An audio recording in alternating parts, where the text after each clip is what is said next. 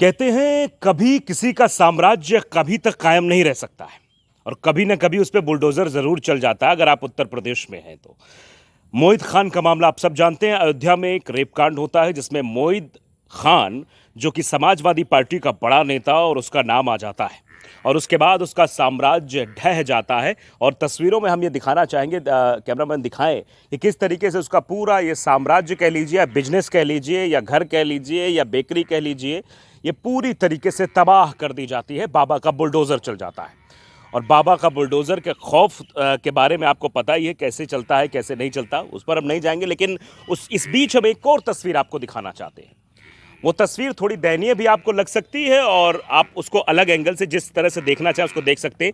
ये देखिए, आप जो ये जानवर चिल्ला रहे हैं ये मोहित खान के जानवर हैं। उधर आप देख सकते हैं वहाँ पर भैंस बंधी हुई है, गाय भी है, गाय का बछड़ा भी है, और ये सब तड़प रहे हैं, भूख से तड़प रहे हैं, अपने मालिक के लिए तड़प रहे हैं। इनकी तड़पन को का भी आप अंदाज़ा लगा सकते हैं किस तरीके से वहाँ कुछ बांधे गए हैं। यहाँ पर क्योंकि पुलिस फोर्स पूरी तरीके से मौजूद है तो बता रही है कि हाँ, यहाँ पर कुछ लोग आते हैं, चारा पानी करके चले जाते हैं, लेकिन यहाँ पर भी ताला लगा हुआ आप देख सकते हैं कि ये जानवर किस तरीके से अपने मालिक के लिए, शायद मोहित खान के लिए तड़प रहे हैं।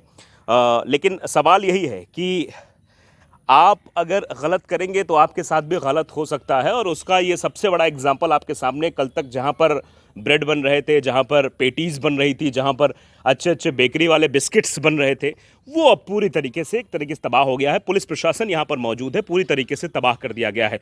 तो इसकी भी कुछ तस्वीरें, कुछ झलकियाँ हम दिखाना चाहेंगे। प्रमोद से कहेंगे कि प्रमोद आए और कहते नहीं कि समय बदलते देर नहीं लगती है।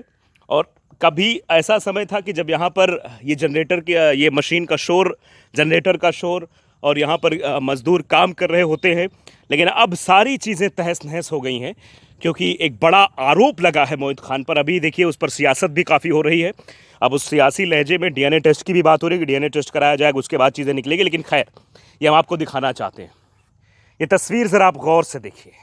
इस तस्वीर को देखकर आप ये अंदाज़ा लगाइए कि आप कितने भी मंजिलें, कितना भी कुछ ना कुछ खड़ा कर ले, लेकिन आप अगर गलत करते हैं तो फिर आपका हश्र भी वही होगा जो इस वक्त इस चार दीवारी का हुआ है, जो पूरी तरीके से खंडहर में तब्दील हो गई है। यहाँ चलना भी दूभर हो रहा है। अभी देखिए बड़ी सी मशीन देखिए, इसमें ब्रेड बनाए जाते हैं। ये मशीन ऑटोमेटिक मशीन है, इसमें अंदर ब्रेड डाल दिया जाता है अंदर, तो अंदर पक कर वो बाहर आ जाता है। पेटीज़ भी इसी में बनती है। वो सब सारी चीज़ें अब पूरी तरीके से तबाह हो गई है। एक बड़ी बेकरी और एक बड़ा रुतबा कह सकते हैं, क्योंकि नेता हो जाना, आप जानते हैं कि नेताओं का रुतबा कितना बड़ा होता है। मोहित खान का भी रुतबा बहुत बड़ा था। बताते हैं कि 2012 के दंगों में भी उसका एक बार नाम आया था। जब यहाँ पर ये जो इलाका, यहाँ एक हिंदू मुसलमान का दंगा होता है तो उसमें भी उसका नाम आता है। लेकिन 2012 के बाद सरकार बदलती है और सरकार आती है समाजवादी पार्टी की, और समाजवादी पार्टी में आने के बाद उसका वर्चस्व बढ़ जाता है। और जो अभी पद है उसके पास, नगर अध्यक्ष का पद है, नगर अध्यक्ष के पद पर आसीन है। और जो यहाँ पे नगर पंचायत अध्यक्ष राशिद है, उनसे काफ़ी अच्छे तालमेल भी हैं। और ये पूरा मैं दिखाना चाहूँगा, देखिए इधर भी पुलिस खड़ी है, उधर भी है, ये पूरा पुलिस प्रशासन वहाँ पर मौजूद है। और ये चीज़ें पूरी तरीके से तबाह हो गई है। वो जनरेटर आप सामने देख सकते हैं कि वहाँ पर जनरेटर चलते थे, यहाँ जनरेटर हैं। मतलब ये समय भी नहीं दिया गया कि यहाँ से सामान वापस लाया जा सके। फ़िलहाल क्योंकि अब सियासत है, अखिलेश यादव ने भी एक एक्स पर पोस्ट करके इस सियासत को और बढ़ा दिया कि इस पर जो है डीएनए टेस्ट होना चाहिए, जो दोषी है उस पर कार्रवाई होनी चाहिए, उसको जेल में भेजा जाना चाहिए और कड़ी से कड़ी कार्रवाई होनी चाहिए, ये अखिलेश यादव कहना है। अब उसके बाद ये कहा जा रहा है कि उस लड़की का जो है अबॉर्शन कराया गया है और उसका भी डीएनए टेस्ट करा लिया गया है।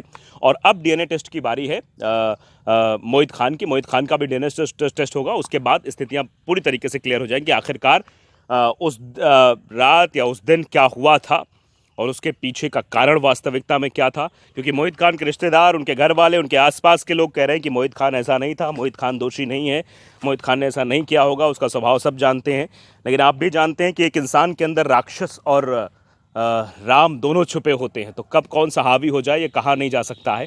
अब इधर भी हम आने की कोशिश, दिखाने की कोशिश करेंगे। देखिए यहाँ पीछे शायद ये देखिए, ये कंटेनर जो आपको छोटे छोटे दिख रहे हैं, जो जिनको किश्ती कहते हैं, वो देखिए कैसे पूरी तरीके से तबाह हो रहे हैं। और बारिश में ऐसे पड़े पड़े एक दिन ऐसा वक्त आएगा कि ये सब सड़ जाएंगी, बेकार हो जाएंगी, इनका कोई वजूद नहीं रह जाएगा। और मुझे लगता है कि अगर डीएनए टेस्ट होता है, डीएनए टेस्ट के बाद जो नतीजे निकल कर सामने आते हैं, उनमें अगर दोषी पाए जाते हैं मोहित खान, तो ये उनका पूरा राजनीतिक सफर, राजनीतिक रुतबा, जो नेताजी कहलाने का उनका जो शौक़ था, क्योंकि लोग बताते हैं कि राजनीति में आने के पीछे मोहित खान का शौक ये था कि नेताजी नेताजी कह के लोग बुलाते थे, थाने में बैठते। जो चौकी सील की गई है वो भी कह सकते हैं कि वहाँ मोहित खान के ही आवास में थी वो चौकी बनी हुई, तो उस चौकी को फिलहाल सील कर दिया गया है। शायद यही वजह थी, जो लड़की इल्ज़ाम लगा रही थी, लड़की ये बात बार बार कह रही थी कि वहाँ पर जो है मतलब दिखाने की कोशिश, बताने की कोशिश की जा रही थी कि एफआईआर की जा रही थी, कोई सुनवाई नहीं हो रही थी। तो पुलिस की क्या मिलीभगत थी, क्यों ये मामला इतना आगे तूल पकड़ता है, फिर आगे तक खिंचता है, इतना बड़ा होता है और फिर आखिरकार उसका जो नतीजा वो है आप सभी के सामने है। इस नतीजे को आप देख सकते हैं। देखिए पुलिस वाले यहाँ भी मौजूद हैं और दूर दूर से उनके देखिए सारी चीज़ें हैं। पीएसी भी यहाँ बुलाई गई है। पीएसी पूरी वहाँ पर चारों तरफ इस इलाके को छावनी में तब्दील कर दिया गया है। और उसको देखा जाए तो ये आप समझ सकते हैं कि ये जो इलाका है, यहाँ फैक्ट्री थी, पीछे वो घर देख सकते हैं, वो फिलहाल अवैध नहीं है। इधर बाउंड्रीज भी गिराई गई। तालाब में दिखाना चाहता हूँ, कैमरामैन से कहूँगा कि तालाब की तरफ भी आए, तालाब दिखाएं कि इधर भी एक बाउंड्री की गई थी, वो भी बताया गया कि वो अवैध बाउंड्री है। उस बाउंड्री वॉल को भी फिलहाल ध्वस्त कर दिया गया है। इधर से पूरे इलाके को, ये देखिए जनरेटर्स की तस्वीर आप देखिए, जनरेटर्स जो कल तक गड़गड़ाते थे जब लाइट नहीं रहती थी, बिजली पैदा करने का काम करते थे, लेकिन आज अपनी बदहाली के आंसू ये भी बहा रहे हैं अपने मालिक की तरह। और ये आप साफ तौर पर देख सकते हैं, बड़ी सी मशीन जो आप देख रहे हैं, इसमें आटा यानी ब्रेड का या पेटीज़ का जो भी बनाया जाता है उसमें ये मशीन काम करती है। इसमें आटा गूँथने का काम किया जाता है। और ये देखिए, ये यहाँ से शायद ये रास्ता था। प्रमोद, मैं कहूँगा ये तस्वीरें दिखाइए ज़रा आप, कि ये शायद रास्ता रहता था। ये गौशाला जो छोटी सी बना रखी है, जो सामने आपको दिखाई दे रही है, इसी रास्ते से गौशाला के लिए लगाया गया है। और ये यहाँ पर ये पूरी इनकी फैक्ट्री थी। और दुकान बताते हैं कि दुकान वहाँ रोड पर थी, जो मतलब जो शोरूम जो बनाया जाता है ना भाई, एक फैक्ट्री होती है, दूसरा शोरूम होता है। शोरूम आगे की तरफ बनाया गया, वो भी बंद है। और यहाँ पर जो ये कहा गया कि अवैध निर्माण है, और इस अवैध निर्माण को पूरी तरह से तबाह कर दिया गया है। पूरी तरीके से आप देख सकते हैं, ये पूरा ध्वस्तीकरण हो गया है।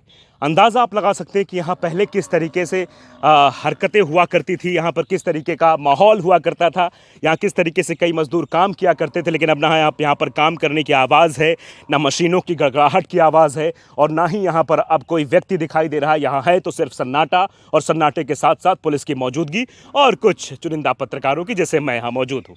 तो मैं तस्वीरें इसलिए भी दिखाने की कोशिश आपको कर रहा हूँ। आप देखिए वहाँ पर आप देख सकते हैं ये बाउंड्री वॉल, प्रमोद से कहेंगे दिखाएं ज़रा वो बाउंड्री वॉल कैसे कर दी गई है। वहाँ पर पुलिस वाले भी मौजूद हैं। ये भी यहाँ पर लगातार गश्त दे रहे हैं, देख रहे हैं कि चीज़ों को, मतलब यहाँ पर किसी भी तरीके का माहौल गड़बड़ ना हो, शांति व्यवस्था बनी रहे, law and order situation control में रहे।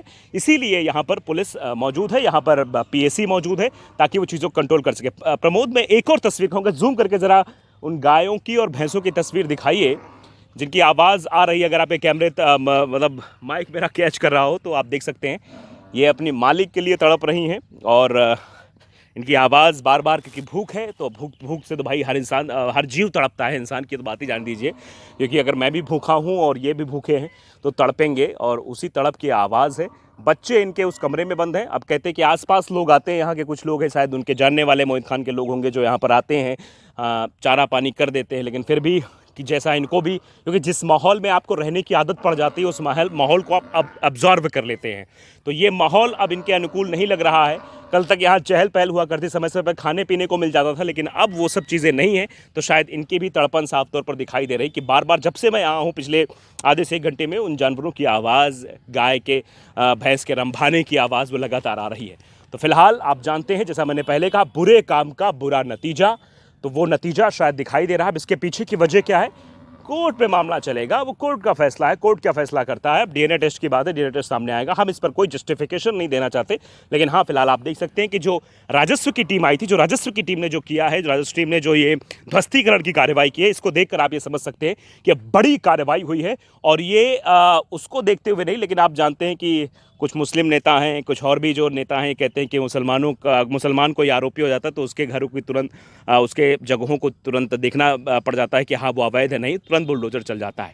ये सवाल कई बार पूछा गया है कई जगहों पर कि मुसलमानों के घरों पर ही बुलडोजर क्यों चलता है, और अगर हिंदू आरोपी होते तो उनके घरों में बुलडोजर क्यों नहीं चलता, ये भी सवाल पूछे जाते हैं। लेकिन फिलहाल जो गलत है वो गलत है, और गलत का नतीजा गलत ही होता है, वो आपके सामने है।